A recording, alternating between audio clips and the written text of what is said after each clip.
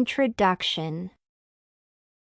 Paul is a 16-year-old boy who was brought up by his father and whose mother died soon after he was born. The narrative does not contain any flashbacks which might express the lack of the protagonist's ties with the past. Paul's appearance plays an essential role in the understanding of his personality and emotional state. The character's imagery reflects his melancholic disposition and a negative attitude to life. He is tall and very thin, with a narrow chest and cramped shoulders.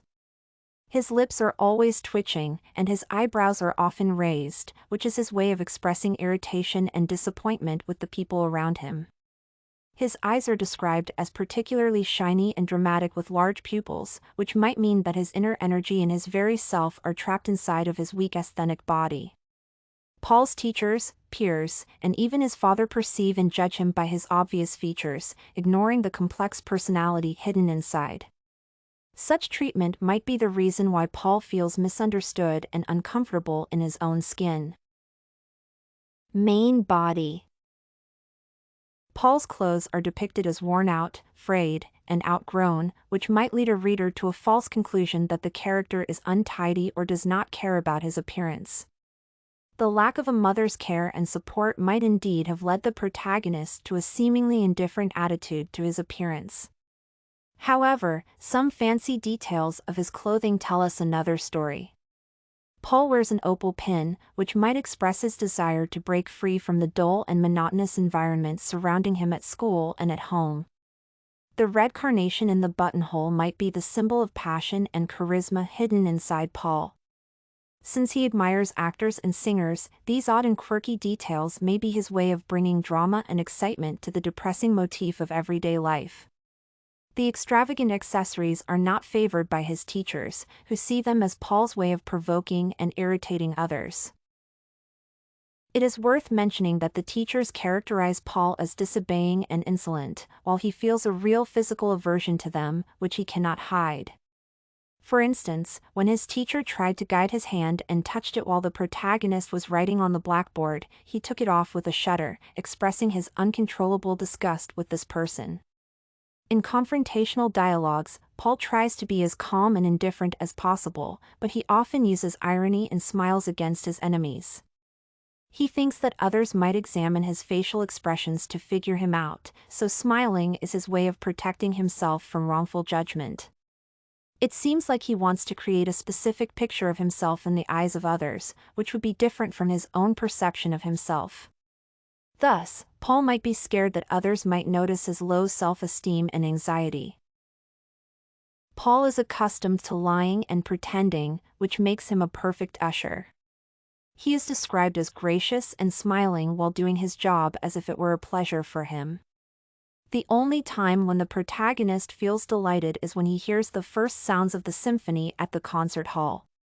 It is worth mentioning that he does not admire the music itself but the atmosphere of the venue, which evokes his emotions and reminds him of the world that he hopes to become a part of.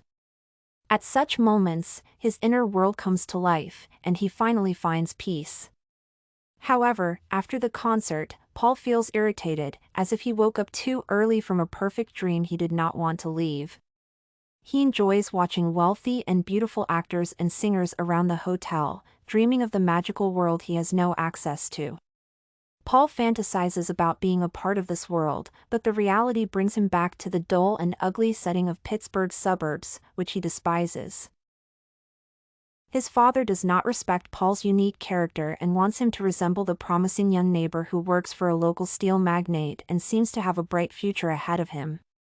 While the protagonist does not like the stories about his neighbor, he rather enjoys listening to the tales about fancy faraway places such as Monte Carlo or Venice. Paul's interest might be explained by his desire to escape his dreary surroundings and run away from his teachers and father. His wishes to escape led him to become a thief when he steals the money from the company he worked for. Conclusion. Finally, the climax of the plot is reached when Paul's dreams of leaving Pittsburgh to come true, but his quest to New York signifies the beginning of his downfall. The protagonist feels extremely happy upon arrival, as he enjoys the luxurious setting of the Waldorf Hotel and the Tiffany store, where he spends the stolen money. However, he sometimes doubts if he truly belongs to these places because he might have been lying to himself about being different or special. Similar to a little child who throws tantrums to get what he wants, Paul might be perceived as a selfish teenager who did not care about anyone or anything more than his dream and his own well-being. The death of Paul creates ambiguity as it is caused by either his questionable principles and youthful high spirit, or the indifference and the lack of understanding from others. StudyCorgi.com has everything you need for successful studies. Writing tools, informative articles, and essay samples. Come check it out!